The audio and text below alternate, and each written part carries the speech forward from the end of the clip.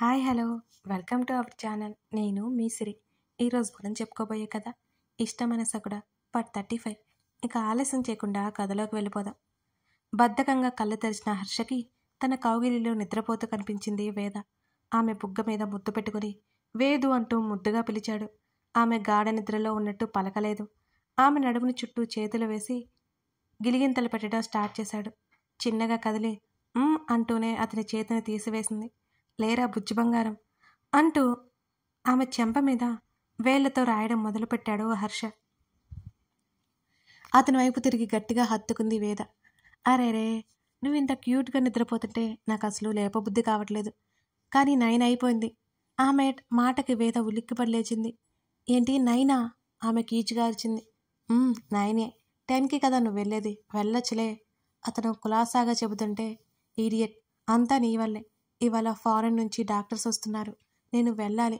అనవసరంగా నీ పక్కన పడుకుని నిద్రపోయాను అని అతన్ని అరిచేస్తూ గబగబా పరిగెత్తింది. టైం చూస్తే 8:30 అయింది. డ్రెస్ తీసుకుని బాత్రూంలోకి పరిగెత్తింది. ఇంకా తాగిన మత్తు కాస్త ఉన్నట్టు అనిపించడంతో నెమ్మదిగా లేచి కూర్చొని వేద చేసేవి చూస్తున్నాడు హర్ష.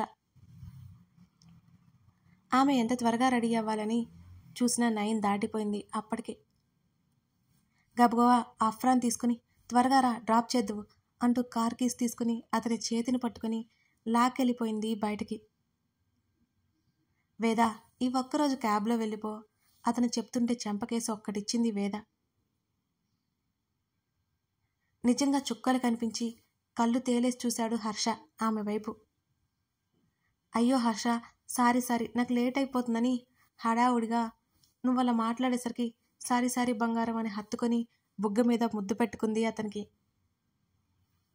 దా వెళ్దాం.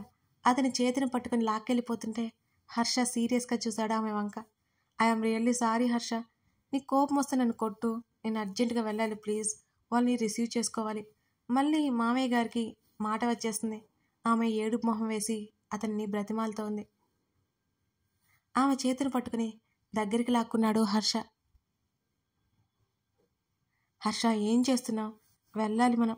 సరే, నీకు రావడం ఇష్టం లేకపోతే వదులు, నేనే క్యాబ్లో వెళ్ళిపోతా. ఆమె కంగారు పడింది అతని కోపం చూసి. తను తొందరపడిందని అర్థమయ్యి కాస్త భయంగా చూసింది వేద. ఆమెను 2 చేతుల్లోకి ఎత్తుకొని బెడ్ మీదకి విసిరేసినట్టుగా వేశాడు హర్ష. హర్ష, వెళ్ళాలి ఆమె అతని వైపు చూస్తూ చెబుతుంటే నోటి మీద వేలు పెట్టి మాట్లాడొద్దన్నట్టు చూశాడు ఆమెని. వెంటనే అతని మొబైల్ ఎక్కడుందో చూసి హాస్పిటల్కి కాల్ చేసి అతను మాట్లాడేసాగాడు. వేద తల పట్టుకుని కూర్చుంది అతని మాటలు విన్న తర్వాత. ఇవాళ మేడంకి హెల్త్ బాగోలేదు, లీవ్లో ఉంది, డిస్టర్బ్ చేయకండి. చివరిలో అతను మాట్లాడిన మాటలకి ఒక్కసారిగా కోపం ముంచుకొచ్చింది వేదకి. పైకి తిట్టలేక లోపల తిట్టలేక లేచి కూర్చుని చేతికందిన ఏసీ రిమోట్ విసిరి కొట్టేసింది వేద. Are you mad? అతను ఒక్కసారిగా సీరియస్ అవడంతో బెడ్ రెస్ట్కి అతుక్కుని భయంగా చూసింది అతని వంక. ఆమె కళ్ళల్లో నీళ్లు టక్కున చిప్పిల్లాయి. ఏడుపు ఆపుకుంటూ చూసింది అతని వైపు. ఏసీ రిమోట్ సరిచేసి పక్కన పెట్టాడు హర్ష.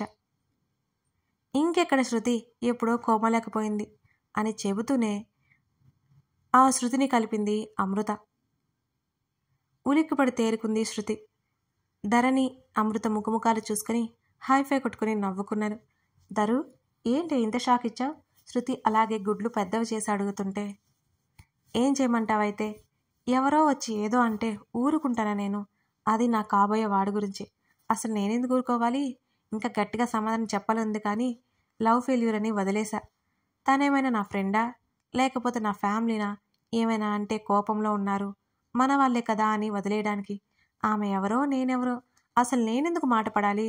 ఇంకోసారి నా వైపు చూడాలి అంటేనే భయపడాలి అని ధరణి ముఖం సీరియస్గా మారిపోయింది ఆ మాటలు చెబుతున్నప్పుడు. అమ్మో, నీతో జాగ్రత్తగా ఉండాలి, అమ్మోరు అయిపోతున్నావు అని అంది శృతి గుండెల మీద చేయి వేసుకుంటూ. ఊరుకోండి మీరు, బాగా కోపం వచ్చింది అందుకే కొట్టేశాను, పాపం అని అంది ధరణి. ఏం పర్లేదు, పాపం లేదు ఏం లేదు, లేకపోతే రెస్పెక్ట్ లేకుండా అది ఇది అని మాట్లాడుతుంటే ఊరుకోవాలా ఏంటి? నువ్వు కరెక్ట్గానే ఇచ్చావులే అని అంది అమృత వెంటనే. ముగ్గురు మాట్లాడుకుంటూ ఐస్ క్రీమ్ తినేసి బయటకు వచ్చేశారు. సరే ఇక నేను వెళ్తాను, మా అత్త ఒక్కటే ఉంటుంది కదా, నేను వెళ్తే కాస్త బోర్ కొట్టుకున్నా ఉంటుంది, బాయ్ అందరికీ చెప్పేసి క్యాబ్లో బయలుదేరింది ధరణి.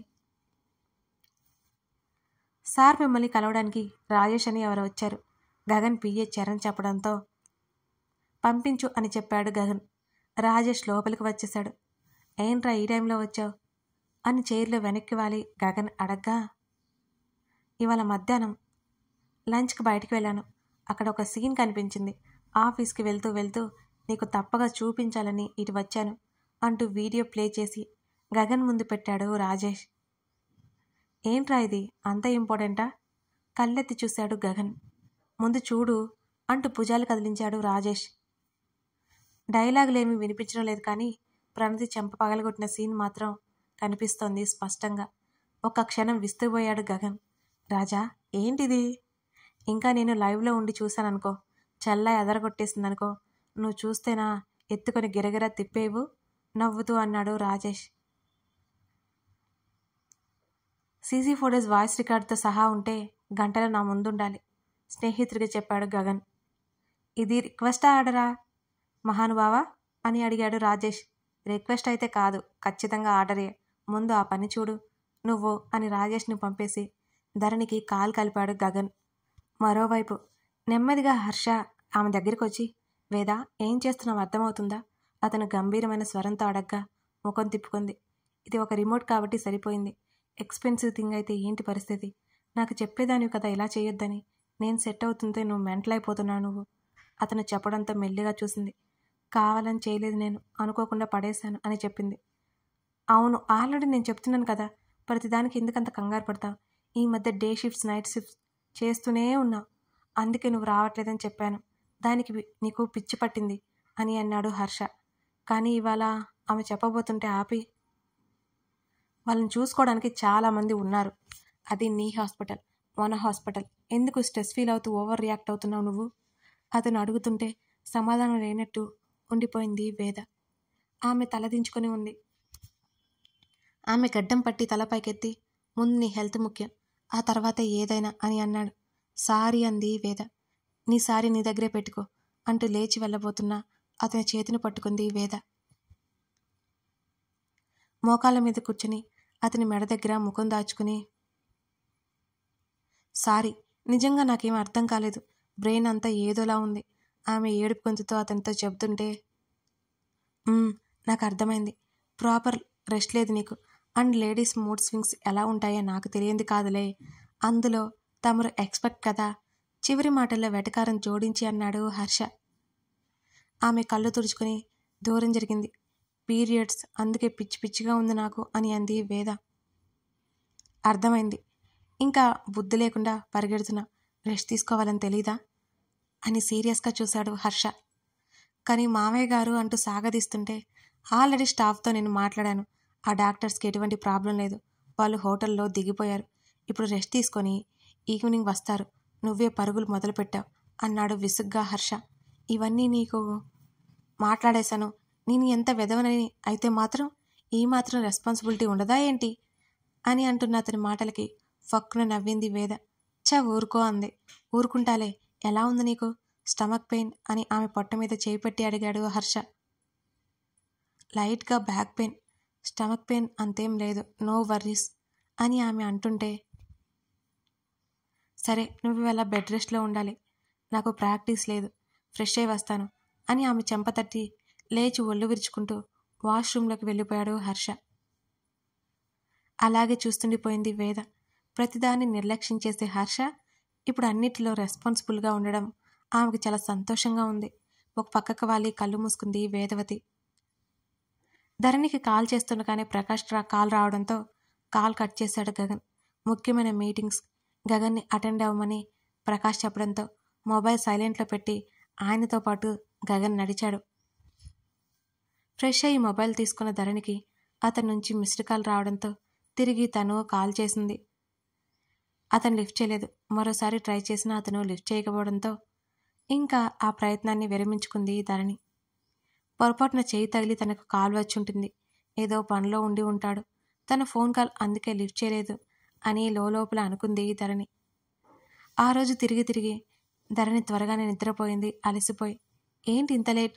భర్తని కొడుకుని చూస్తూ అడిగింది మాలవిక. క్లయింట్స్ని మీట్ అయ్యాం, అందుకే అన్నాడు Prakash. Gagan dinner? No thanks mom, నేను తినేశాను అంటూ మెట్ల వైపుకి నడిచేశాడు గగన్. ఫ్రెష్ అయ్యాక కానీ రిలాక్స్గా అనిపించలేదు అతనికి. బెడ్ మీద వాలి మొబైల్ ఓపెన్ చేయగా ధరణి మిస్డ్ కాల్స్, రాజేష్ వీడియో మరికొన్ని ఉన్నాయి. ఆ వీడియో ఓపెన్ చేశాడు గగన్. అది చూస్తుండగానే అతని పెదవులు విచ్చుకున్నాయి. ప్రైవేట్ రూమ్ వీడియో లేదు అతని దగ్గర. అది చూస్తే ఇంకెలా ఫీల్ అయ్యేవాడో. ప్రణతి చెంప పగలగొట్టడం గుర్తుకొస్తుంటే పర్లేదు అనుకున్నాడు గగన్ మనసులో. ఆమె గురించి అతనికి తెలియకుండా లేదు కదా. వెళ్ళి మాట్లాడాలి అనిపించింది. కింద కూడా లేదు అంటే నిద్రపోయి ఉంటుంది అని అతను నిద్రకి ఉపక్రమించాడు. ఏదో ఎత్తైన ప్రదేశం. ధరణి అరుస్తూ కింద పడబోతుంటే పట్టుకోవడానికి పరుగు పెట్టాడు గగన్. అప్పటికే ఆమె కింద పడింది. ఆమె తల చుట్టూ రక్తం. అతనికి మతిపోయింది అసలు. పరుగున ఆమె దగ్గరికి వెళ్ళాడు. తెరిచిన ఆమె కంటి కొనల నుంచి నీళ్లు జుట్టులోకి ఇంకిపోయి రక్తంలో కలిసిపోతున్నాయి. అతని కోసం చేతిని చాపి దీనంగా చూస్తోంది ధరణి. ఆ నొప్పికి ఆమె కళ్ళల్లో తెలుస్తుంటే మోకాళ్ళ మీద కూలబడింది. ఆమె తలను ఒడిలోకి తీసుకున్నాడు. అతని కళ్ళు వర్షించాయి. ఆమె పెదవులు ఏదో చెప్పడానికి ప్రయత్నం చేస్తున్నాయి అతనికి. బావా, ఆమె అస్పష్టంగా పలికి కళ్ళు మూసేసింది. అతను అరుస్తున్నాడు, పిలుస్తున్నాడు. ఆమె మాట్లాడట్లేదు. ఆమెలో చలనం లేదు. ఉలిక్కిపడి నిద్రలోంచి లేచాడు గగన్. అతని శరీరం స్వేదంతో నిండిపోయింది. అతని గుండె విపరీతమైన వేగంతో కొట్టుకోసాగింది. అంటే అతను కలకన్నాడు. తేరుకోవడానికి చాలా సమయమే పట్టింది అతనికి. కాసిని నీళ్లు తాగి కుదుటపడ్డాడు. వెంటనే ధరణి దగ్గరికి బయలుదేరాడు. ఇక ఆలోచించలేదు అతను. ఆమె డోర్ లాక్ చేసుకోలేదు. లోపలికి నడిచాడు. గ్రీన్ కలర్ బెడ్ లైట్ వెలుగుతోంది సన్నగా. బెడ్ మీద ఒకవైపుకు తిరిగి పడుకుని గాఢ నిద్రలో ఉంది ధరణి. ఇంకా అతని గుండె వేగం నెమ్మదించలేదు అసలు. ఆమె గాఢ నిద్రలో ఉన్నట్టు శ్వాస భారంగా పీల్చుకుంటోంది. ఆమె తల మీద చేయి వేసి నెమ్మదిగా స్పృశించాడు. ఆమెకి అంటకుండా పక్కనే కూర్చుని చేతులతో ముఖాన్ని తడుముకొని అలాగే ముఖం కిందకు దించి కూర్చున్నాడు గగన్. మొదటిసారి అతనిలో భయం. అది జరగదు, అతను జరగనివ్వడు అలా. మరో అరగంట అలాగే కూర్చున్నాడు. వెళ్ళడానికి అన్నట్టు లేచి ఆమె కంత మీద ముద్దు పెట్టుకుని వెళ్ళబోతుంటే అతని చేతిని పట్టుకుంది ధరణి. అతను తల తిప్పి చూశాడు. నిద్ర కళ్ళతో చూస్తుంది. ఏం లేదు, పడుకో ఆమెకు చెప్తుంటే ఆమె అంతే నిద్రమత్తులోనే ఉన్నట్టు అది తన భ్రమ అనుకుంటోంది ధరణి. అతని చేతిని లాగి ఆమె గుండెలో దాచుకుంది. అప్పటి వరకు అతనిలో ఉన్న అసహనం పోయి అతని పెదవులు చిరుదరహాసం చేశాయి. వదులు. ఇక్కడే ఉండు ఆమె కళ్ళు మూసుకొని చెప్పింది. ఉండనా మరి అని అడిగాడు. ఉండు. అతనికి కూడా వదలు వెళ్ళబుద్ధి కాలేదు. కానీ ఆమెను పక్కన ఉంచుకొని తను ఊరికే ఉండగలడా? ఆమె మళ్ళీ నిద్రలోకి వెళ్లే వరకు అతను అక్కడే కూర్చున్నాడు. ఆమె నుంచి చేతిని విడిపించుకుని గదిలోకి వెళ్ళిపోయాడు. ఎంతకీ నిద్ర పట్టలేదు అతనికి. తెల్లవారిన ఎప్పుడో మూగన్నగా నిద్ర పట్టేసింది. అందమైన కలలు కంటూ హాయిగా నిద్రపోయినాయి. తెల్లవారిన మరింత ఉత్సాహంగా నిద్రలేచింది ధరణి. ఆ రోజు ఎలాగో ఆదివారం. ఫ్రెష్ అయ్యి ఆమె కిందకొచ్చింది. అత్త, రాత్రి మావయ్య వాళ్ళు ఎప్పుడొచ్చారు? అసలు వచ్చారా లేదా? మాలవికతో పాటు కాఫీ తాగుతూ అడిగింది ధరణి. చాలా లేట్ అయిపోయింది. వచ్చారే అంది మాలవిక. అవునా అత్త, మీ అమ్మగారు ఎప్పుడొస్తున్నారు? ధరణి తన సందేహాన్ని వెళ్ళబుచ్చింది. రేపటి వచ్చేస్తారు.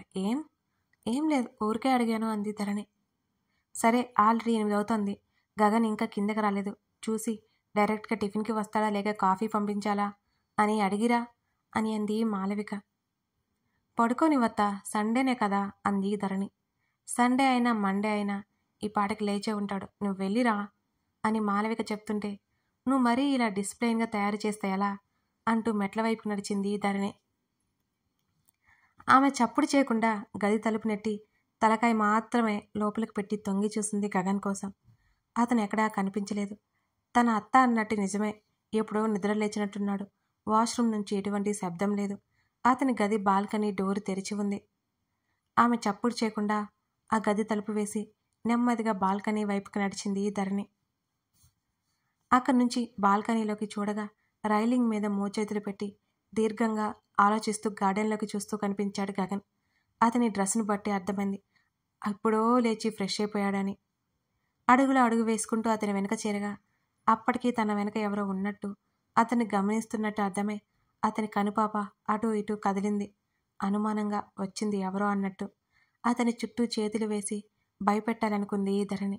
ఆమె చేతిని టక్కున వెనక్కి పోనిచ్చి ఆమె భుజాన్ని దొరకబుచ్చుకొని వెంటనే ఆమె చేతిని పట్టుకుని వెనక్కి తిరిగాడు గగన్. నేనే అతను గట్టిగా పట్టుకోవడంతో ముఖం అదోలా పెట్టుకొని అతన్నే చూసింది ధరణి. దొంగపిల్లిలా రాకపోతే మామూలుగా రావచ్చు కదా అంటూ అలాగే దగ్గరికి లాక్కున్నాడు గగన్ ధరణిని. బాల్కనీలో ఉన్నాం మనం.